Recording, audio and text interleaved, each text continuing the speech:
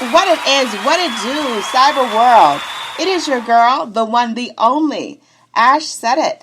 AshSaidIt.com, AshSaidIt.com. Welcome to the Ash Said It Daily Podcast Show. I appreciate you guys for all of your love and support. Over 1,600 episodes and 500,000 streams worldwide. None of this would be possible without you guys, so I thank you so very, very much. And yes, it is getting warmer and warmer outside. That means the clothes are coming off. That means it's time for, summertime is upon us. So one of the key things in getting your summer theme down is you got to get your summer music set. So today we have the esteemed pleasure of having with us singer, songwriter, LGBTQ activist himself, the wonderful Ryan Lill. Hey, Ryan. Hey, how are you? I am great. How are you doing today? I am feeling pretty good, honestly. Awesome. You should. I mean, your song's being played on the radio, Ryan. That's pretty awesome. I know. Girl, I flipped out when I heard it. Definitely saw that. All right. So, Ryan, for people that are not aware of you and who you are, and I don't know why, but they're going to find out after this show today. So, where in the world are you from? I am from Charleston, South Carolina. I'm just a little gay guy that's just been putting out music, I love it. So, Ryan, to start things off, when did you realize that you wanted to sing? Without getting too dark and depressing for these summer vibes, I kind of delved in when I was in middle school. I dealt with a lot of anxiety and depression and bullying, and I kind of would find anything I could to take my mind off of it when I got home.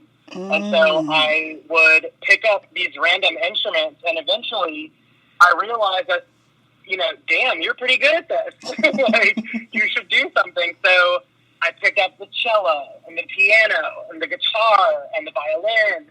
I just started playing all kinds of stuff, and it kind of just evolved into eventually writing music. It started as just this thing that I could focus my time on practicing. And then I realized, hey, you can also sing, which was super unusual for me, I had never sung in front of a crowd, and I started singing in high school. I auditioned for a musical, and she was like, do you sing? And I was like, I don't know. The answer is yes, I do. Yeah. Wow. So after high school, I would assume, when did you realize that this was something that you seriously wanted to pursue as far as a career in music? I think I put my first song out called Coming Out when I was 21. I think I was a sophomore and junior in college. And I had been told by so many people, I've been kind of making the rounds online, doing these funny videos and posting covers of other songs. And I had someone say, if you're going to put a song out, this should not be the first one. And it's called Coming Out. It's a very, it's my coming out story in song. Right. And they were like, this is not the one you want to push, because I'm 32 years old at the time, being LGBT, people were starting to come out, but it wasn't this celebrated, hey, great job, kind of thing. So I kept on getting negative feedback about the song, and I was like, you know what? I'm going to put this song out first. This is the one I want to do. I'm going to do it. And I put it out, and it is just that moment, the moment that I put that first song out, I realized this is what I want to do. Good, bad, all of the above, negative, positive. I love what I do. I like writing music. I don't care what it's about. Right. If I feel it, I write it. If I see it, I write it. If I hear it, I write it. And that's what I want with my life. I love it. I love it. Now, like I said, you've got a lot of titles under your belt as far as what you do, what you encompass. But talking about the songwriting process, because you have a very interesting talent in which you can create songs literally on just random topics. And they're actually great songs. These are great songs, Ryan. So my question is, what would you say is the biggest obstacle when you started to seriously songwrite? the biggest obstacle? That is, you know, that honestly, nobody has ever asked me this before. What a great question. The biggest obstacle is honestly finding material that you can sing and still sound authentic. So, like, writing something that, like, you can put your own twist into it or your own mentality into it. Because if I tried to write a song that's, like, it just has nothing to do with me at all, and I don't have any humor involved in it, I have no connection to it, I just don't think I could make it sound good. You know what I mean? Gotcha. So, like, but I feel like whatever information is thrown at me, I can take, apply to my own life, and write a song about. I love it. And make it so playful and so fun. Shout out to the Burt Show. Yeah, putting you on know. They're just great. They're always fun. I grew up with the Burt Show. You know, and it's just seeing where the show has evolved and come to where it's just like so, like they have surpassed any kind of expectations that people had for the show. You know, people are like, oh, that show's not going to last. It's not going to be there. Yeah. But they have evolved so much, and they're so open and they're so inclusive to everyone, you know, regardless of your religion, your creed, your race, your sexuality. I think that is what really sets them apart from all the other media personalities out there that, oh, they have these supposed morning shows, which are great, but they're not the Burt Show. So yeah, it's been a little, to be honest, it's been a little surreal. Like, I also grew up on the Burt Show and listening to, in my hometown, 95SX is what it was called. So I grew up listening to all these top 40 hits and listening to Burt on the radio. Yes. And now, like, being what I would consider, like, not like friends, but like I feel like he picked me out of a crowd and he believed in me. You know what I mean? It's just a very strange full circle moment. And when my song came on, like on their station, I was like, dude, you've got to be kidding me. Oh my gosh. Yes. So that's the next thing I want to get into with you, Ryan. So walk us now. You've posted on social media, you know, reaction, and we've seen videos, we've seen the clips and all that good stuff. But walk us through that moment that you heard your song, Adore Me, played on the radio for the very first time.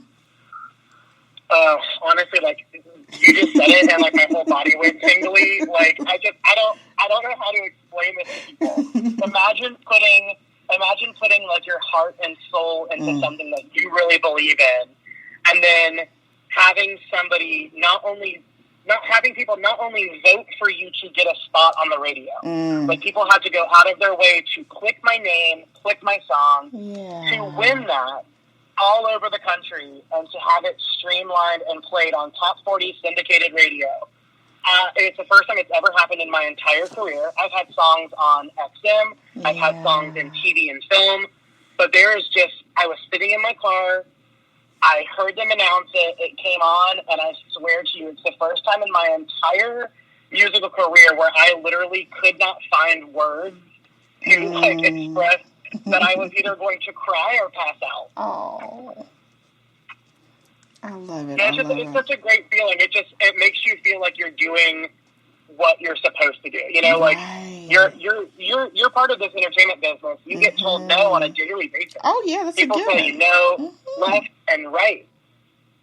So it's like hearing someone say yes and then having it go out there. It's just a surreal feeling. I don't think anything will beat it, to be honest. So Adore Me is out there, and that's available for download on all platforms, correct? Correct, yeah. Awesome.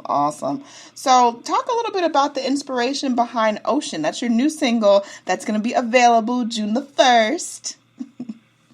Yeah, I've had this really hard time in my head trying to figure out, like, everyone says you have to pick a genre. You know, all these big record labels say you can't sing different types of songs. You got to stick to what you know. And I'm like, no, I'm not going to do that. No, exactly. I'm not doing that. So I wrote this song actually a year ago this month when I first watched The Outer Banks, which is filmed here in Charleston. And I've actually become pretty good friends with Madison Bailey, who plays Kiara on the show. And I just kept like watching, and I was like, this is such a cool, like, hometown vibe. Like, how did I feel growing up here in this town? How can I relate it to, like, living on the coast? And I thought to myself, like, the ocean is all about, like, these storms coming in, and the tide always, like, you know, like, the ocean's beautiful, but it can also kill you. Yeah. So it's like, that's what I wanted to do. I wanted to take something and make this, like, visual concept of, like, your life is the ocean. You're living it. You're following the tides. You're following the changes. You're following the pattern and all the rip currents and undertows. And I just wrote something out, and I thought, I'm going to put this out. It's going to be just me and the piano. It's vocal overlaid, so it's just my voice, like, 10 times in the chorus, kind of, like, overlaying each other. And I just thought that it sounded so pretty, and that just anybody who's ever felt like this emotional wave, like this figurative wave come over your life, like, this song can relate to you and you can relate to it. So I put it out. I'm keeping my fingers crossed because it's not a pop song. I'm having an Adele moment. Just give me a minute, people. That's okay. We love that. We love that energy. And I love what you said about, you know, being able to just not, you don't want to box yourself in. You don't want to just be like, I think that there have been generations before that have done that, and it's like they did strictly jazz or strictly pop or strictly, you know, whatever the case is. Now it's like the whole world is open. I mean, this is open. Never before in history has the whole world, you know, via the web, obviously, been completely open to where you can have fans, and I'm sure you have fans in all these different countries around the world that you've never even been to yet. And there's no way that they would have ever connected with you other than the net. So why wouldn't you want to, you know, serve all the people in all the different ways and all the different genres that you just, you know, whatever you wake up feeling like doing that day. So yeah, I feel like, but like also like as a human being, I don't just listen to one genre. Right. You know, like I listen to all types of music. Like you said, all races, religions, orientation, like all of it. I've listened to every type of artist out there, and they tell you they don't want you to emulate another artist. They want you to be unique. And I'm like, what's more unique than being able to sing anything? Exactly. You know, so I don't want to be boxed in and feel like I have to do something specific. You know, like if it comes out of my mouth, sure, I'll do it. You know, I'll try it out. I love it. Last but certainly not least, Ryan, what advice would you have for any one person right now that's listening that is afraid to be themselves, whatever that may mean for them? Oh, gosh. My biggest advice for somebody who's trying to be authentic and having trouble with it is that at the end of the day, no matter who you're trying to impress, no matter what you're trying to say, what you're trying to do, you have to be able to love yourself. You've got to be able to look yourself in the mirror and say that you did your best, you did it for you, you try not to take any casualties with you while you were doing it, and my advice is to live for you, because in the reality of things, like, you can make somebody happy one time. You're never going to make everybody happy. It's never going to happen. It's never going to happen. You could try to wait on hand and foot on anyone, and if you don't feed yourself first, you know, it's the rule of the airplane. You got to put your mask on before you can help anybody else. That's right. So you gotta be who you are, and if you don't know who that is, it's okay to say, I have no idea who that is, but I'm going to find out. You know, it's okay to admit that you're wrong.